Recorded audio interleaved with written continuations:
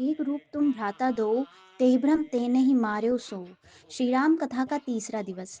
प्रयागराज गंगा पार झूसी के नीबी कला में इस कथा के तीसरे दिन बुधवार को भक्तों की भारी भीड़ उमड़ने लगी है। इस दौरान डॉक्टर मदन मोहन मिश्र मानस कोविद साहित्याचार्य महाराज ने श्री राम कथा के महत्व पर प्रकाश डाला।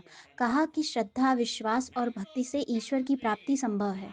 बताया कि श्री राम का भाव है सदैव रहने वाली सत्ता भाव, जिसका ना जन्म होता है ना ही मरण।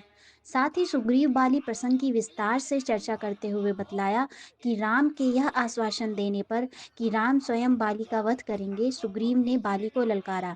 बाली ललकार सुनकर बाहर आया। दोनों में घमासान युद्ध हुआ।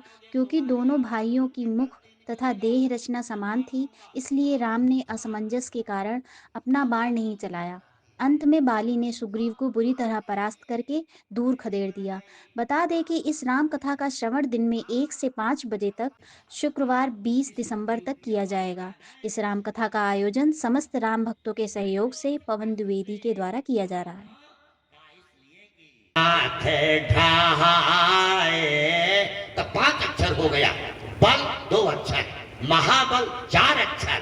अब देखिए अमित बल बाढ़ी प्रीति बाली बधब इन भय पर तीति, क्योंकि जाने बिनु न होय परतीति, बिना परतीति होय नहीं प्रीति। बाली को मार दूंगा, तुम जाओ ललकारो। की बात बोल रहे कहा तुम ललकारोगे वो निकलेगा। देखा 2 भाई तो आप हो, एक ललकारो एक मारो। समझो हमको क्यों बीच में डाल रहे हो?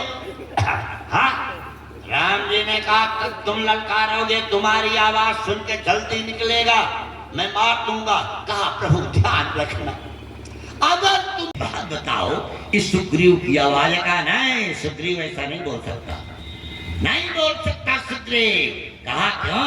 कहा इसलिए कि